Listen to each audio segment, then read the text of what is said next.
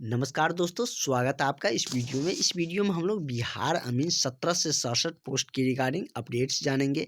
जैसे कि आप सबको पता है कि डीवी का डेट आ चुका है, जो कि 31 जनवरी से आप सबका डॉक्यूमेंट्स वेरिफिकेशन स्टार्ट है। इसी बीच जो आप लोगों की जो अपोजिशन वाले थे, जिसका कह सकते हैं सिलेक्शन नहीं हो पाया है, उन्होंने इन पे फिर से दोबारा से केस की रुख किया है और वो सुप्रीम कोर्ट में।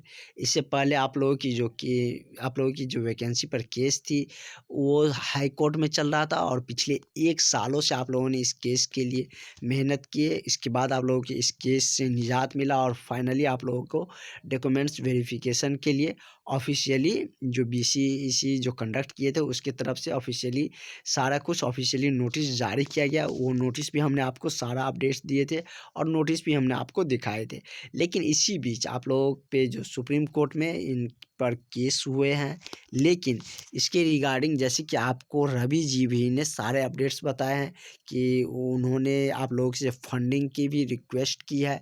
जैसे कि शनिवार को आप लोगों की जो बैठक थी उसमें, और जो यूट्यूब के माध्यम से और भी बहुत सारे जो व्हाट्सएप रिलेटेड ग्रुप बने हुए हैं, उनके माध्यम से भी आप लोगों से सपोर्ट मांगा गया कि इसमें फंडिंग करिए, ताकि आप लोगों की जो केस होंगी, क्योंकि यह सुप्रीम कोर्ट में लड़ा जाएगा और सारे कैंडिडेटों का और आप लोग को भी सोचना चाहिए। जैसे कि रवि जी भी बोले हैं कि हम लोग की फर्स्ट केस में जो वकील करेंगे वो अच्छे होंगे, तो फर्स्ट हेयरिंग में ही केस की फाइनली सुनवाई हो जाएंगे। ये आप लोगों को सिर्फ जब तक ज्वाइनिंग होंगे तभी तक दिक्कत है।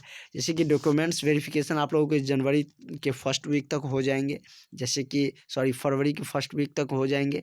31 जनवरी से आप लोगों के डॉक्यूमेंट्स वेरिफिकेशन स्टार्ट है, तो उसके जस्ट बाद आप लोगों को काउंसलिंग के लिए भी लाए जाएंगे। और वैसे भी बीसीईसी कंडक्ट कर रहे हैं, तो जल्दी ही आप लोगों का काउंसलिंग का प्रोसेस होंगे और काउंसलिंग हो जाएगा। यदि ज्वाइनिंग आप लोगों के हो जाएंगे तो केस चलता भी रहेगा तो कोई फ़र्क नहीं पड़ेगा। उसके बाद केस में उतना जान भी नहीं रहेगा और जो आप पे केस किए हुए रहेंगे इस वैकेंसी पर, वो भी इस पे हट जाएगा पीछे, और इस पे जो कह सकते हैं केस रहेगा उससे उतना इफ़ेक्ट नहीं पड़ेगा। लेकिन आप लोगों को जब तक ज्वाइनिंग होंगे तब तक इस पर ध्यान देने होंगे, क्योंकि आप लोगों ने इतनी मेहनत करके अपना रिजल्ट लिए हैं, क्योंकि एग्ज़ाम देकर पास किए थे, उसके बाद आप लोगों को केस में फंस गया।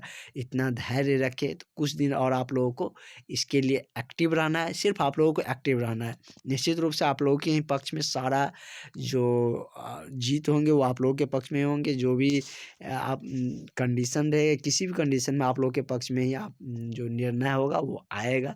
इतना तो आप लोग भी समझ सकते हैं, क्योंकि आप लोगों की इतनी सारे लंबे समय के बाद आप लोगों को रिजल्ट आया है।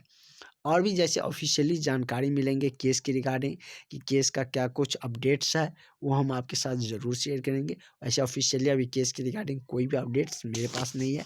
जैसे हमें पता चलेंगे हम आपको निश्चित ही बताएंगे। तो आप चैनल के साथ बने रहें।